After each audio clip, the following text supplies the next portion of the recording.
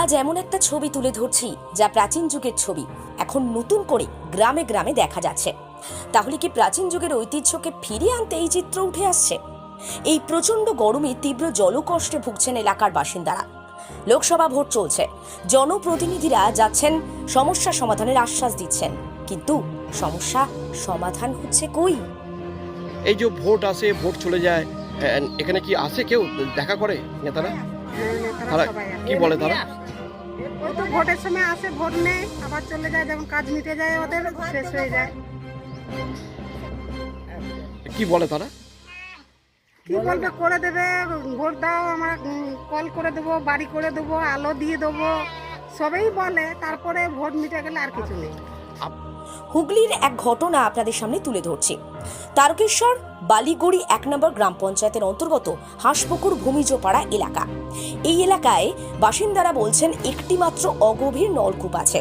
সেই নলকূপের প্রথমে কয়েকবার টিপলে জল বেরোচ্ছে না, কিছুক্ষণ পর জল আসছে। দীর্ঘ লাইন, অল্প সময়ের মধ্যে প্রয়োজনীয় জল নিতে অনেকটাই বেশি সময় পরিশ্রম খরচ করতে হচ্ছে নাকি? হ্যাঁ, একটাই কল, আর জল খেতে পায় না, ওই স্কুল থেকে জল নিয়ে আসি। হ্যাঁ, আবার ওই ঘোষপাড়ায় যায় জল আনতে। আর আমাদের তো এইখানে ঘর দর কিছুই পায়নি, আর কলের জলও খেতে পায়নি। ওই গ্রামের মানুষের বসবাস প্রায় 150 জনেরও বেশি। সারা দিনের অর্ধেক সময় জল আনতেই কেটে যাচ্ছে। তার ফলে গ্রামবাসীদের অনেকটা সমস্যায় পড়তে হচ্ছে, এতেই ক্ষোভ বাড়ছে। এটা না হয় গেল জলের সমস্যা, অন্যদিকে আবাস যোজনা, রাস্তা এসব তো রয়েছে। তৃণমূলের পঞ্চায়েত প্রধান বলছেন কয়েকদিনের মধ্যেই এসব মিটে যাবে, কিন্তু বিরোধীরা কটাক্ষ করতে ছাড়েনি। কে কি বলছে বিস্তারিত রইল আপনাদের জন্য। নিউজ বাংলাদেশা। আপনাদের এখানে যেটা সমস্যা দেখা যাচ্ছে, যেটা হচ্ছে জলেরও সমস্যা, বাড়ির সমস্যা, আর রাস্তারও সমস্যা আছে। এই ঝড় ফড় হলে সে ওর বাড়ি তার বাড়ি চলে যায় ছেলে পুলে নিয়ে। ভাঙা ভূমি বাড়ি দেখতে পাচ্ছ তো সবাই। কি নাম আপনার? ডলি ভূমি। ঢলি ভূমিজ। এটা কি ভূমিজ পাড়া? হ্যাঁ লাইন পড়ে যায়? হ্যাঁ, প্রচুর লাইন পড়ে যায়। লাইন পড়ে যায় এই একটা কলের জন্য নাকি? হ্যাঁ, প্রচুর অসুবিধা হয়। এই গোটা পাড়াটা একটাই কল? হ্যাঁ, গোটা পাড়ে একটাই কল। মানে এই যে বাড়ি বাড়ি জল দিচ্ছে বিভিন্ন জায়গায়, সেরকম কোনো না, কোনো ব্যবস্থা নেই। ব্যবস্থা নেই। কি চাইছেন আপনারা? চাইছি যে ওই যে ট্যাপ দেওয়া হচ্ছে, বলছে প্রত্যেক ঘরে ঘরের জন্য দেয়, তাহলে এরকম অসুবিধা হবে না আর কি। ভোট দেন তো নাকি? হ্যাঁ, ভোটের সুবিধায় ভোটের সময় সবাই বলে ঘর করে দেবো, ট্যাপ করে দেবো, তারপরে ভোট চলে গেলে আর কিছু নাই, চুপচাপ হয়ে যায় সবাই। মানে কষ্ট করেই থাকতে হয়। হ্যাঁ আপনাদের তো বাড়ি ঘর ধরো তো সমস্যা আছে নাকি? হ্যাঁ, ওই ভাঙা ভাঙি ঘর, বাড়িতে কোনো মুহূর্তে ভেঙে টেঙে যাবে এরকম। এই যে বাচ্চারা, আপনাদের তো বাচ্চা আছে, হ্যাঁ বাচ্চারাও তো স্কুলে যায়, কষ্ট হয় নাকি? হ্যাঁ, কষ্ট তো হয়, যে হয়তো চান টান করাবো, কিছু জল টল তো দেরি হয়, অসুবিধা হয় প্রচুর। খুব সমস্যা হয়। হুম, আপনার নামটা দিদি? অষ্টমী ভূমি। অষ্টমী ভূমিজ। বালিগড়ি 1 নম্বর অঞ্চলের হাঁসপুকুর ভূমিজপাড়া এলাকায় একটা সাধারণ মানুষের একটা ক্ষোভ দেখা দিয়েছে। 25 থেকে 30টি পরিবারের ওখানে বসবাস। সেখানে বলছে যে এই যে তীব্র জলকষ্টে ভুগছে একদিকে, যেমন অন্যদিকে রাস্তা এবং আবাস যোজনার বাড়ি থেকে তারা বঞ্চিত আছে। এই বিষয়টা নিয়ে ক্ষোভ উগরে দিচ্ছে এলাকার মানুষ। কি বলবেন? দেখুন, আমরা যথাসাধ্য চেষ্টা করছি যে প্রত্যেকটা মানুষের পানীয় জল বাড়িতে পৌঁছে দেওয়া। ওখানে যে টিউবওয়েলটা আছে, কিছুদিন আগে ওটা মেরামতি করা হয়েছে। এবার ওয়াটার লেভেল যত শর্ট হয়ে যাচ্ছে, তত মিস্ত্রিরা ছেড়ে দিয়ে আসার পরও আবার জল অসুবিধা হচ্ছে।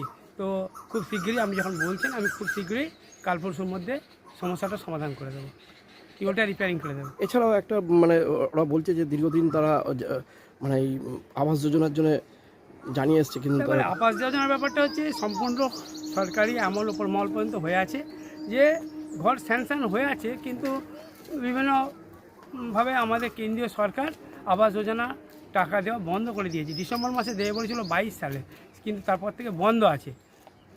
এবার আমাদের মাননীয় মুখ্যমন্ত্রী উনি বলেছেন যে ডিসেম্বর মাসের মধ্যে প্রথম কিস্তির টাকা দেওয়া হবে এবং আবাস যোজনার কাজ শুরু হবে। এলাকার মানুষের আরও অভিযোগ যে পাইপ মানে লাগানো হয়েছে, অথচ তারা জল পাচ্ছে না। না, এটা একটা সমস্যা আছে। আমি তো এটা দেখেছি যে যেখানে পিএইচের যে জল আছে ওদেরকে বলা হয়েছে যে সব জায়গায় সমানভাবে জল পড়ছে না। এটা কী কারণে হচ্ছে ওরা বলছে যে মাঝে একটা পাম্পিং স্টেশন করলে হয়তো জলটা সমানভাবে পাবে, সেইটারও চিন্তাভাবনা হচ্ছে। আমাদের রবিবাবু, আমাদের সিনিয়র লিডার, উনি পিএইচের লোকের সঙ্গে কথা বলেছেন, বলে এটাও সমাধান হয়ে যাবে। আপনার নাম আর পরিচয়টা? আমার নাম দীনবন্ধু মাটি, বালিগড়ি 1 নম্বর গ্রাম পঞ্চায়েতের প্রধান। বালিগড়ি 1 নম্বর অঞ্চলের আপনার হচ্ছে ভূমিজপাড়া, হাঁসপুকুর ভূমিজপাড়া, সেখানে একদিকে যেমন জলকষ্টে ভুগছে, অন্যদিকে রাস্তা, অন্যদিকে হচ্ছে আবাস যোজনা।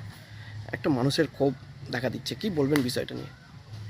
দেখুন, তৃণমূল মানে একটা আপাদমস্তক দুর্নীতিগ্রস্ত একটা চোরের দল। এরা সাধারণ মানুষের যে ন্যায্য অধিকার, সেই ন্যায্য অধিকারটুকু মানুষের কেড়ে নিয়েছে। মানুষ সব দিক থেকে বঞ্চিত, না স্বাস্থ্য পরিষেবা পায়, না সামান্য যেটা জল, একটা পাড়ায় একটা কল আছে, সেই জলটা মানুষ সেখান থেকে নিয়ে জল পান করবে, সেই জলটা পর্যন্ত তারা পরিষেবা দিতে পারে না। তারা কিভাবে সরকার চালাবে? তাদের সরকারের সমস্ত মন্ত্রীরা আজকে জেলে। তলা থেকে মাথা, মানে পায়ের নখ থেকে মাথা চুল অবধি যদি আমরা ধরি, এই তৃণমূলের সমস্তটাই হচ্ছে আপাতমস্তক দুর্নীতিগ্রস্ত চোর। তো যেখানে কল খারাপ হয়ে গেছে, কল সারানোর ক্ষমতা নেই, তারা পঞ্চায়েত চালাবে কি করে? পঞ্চায়েতে যখনই কোনো টাকা উন্নয়নের আসে, তারা সেটা ভাগ বটোয়ারা করে নিতে ব্যস্ত থাকে। তো উন্নয়ন করবে কি করে? সাধারণ মানুষ তাই উন্নয়ন থেকে বঞ্চিত। আপনার নাম আর পরিচয়টা? আমার নাম সুব্রত সাহা, আমি ভারতীয় জনতা পার্টির 5 নম্বর মণ্ডলের সাধারণ সম্পাদক। আরামবাগ মতিলাল টেলিশপ ও স্যামসাং সার্ভিস সেন্টার, অনলাইন বা যে কোনো দোকানের থেকে সস্তা। আপনাদের সকলের প্রিয় মতিলাল মোবাইল, তাই আজই আসুন। পুরানো মোবাইল সারানোর চেয়ে বেশি দামে এক্সচেঞ্জ, 0% ইন্টারেস্টে, 0 ডাউন পেমেন্ট, 0 কস্টে মোবাইল ফাইন্যান্সের সুবিধা। আমাদের ঠিকানা পুরাতন বাজার, আরামবাগ হেডপোস্ট অফিসের বিপরীতে, আরামবাগ, হুগলি। আমাদের যোগাযোগ নাম্বার 7001304430।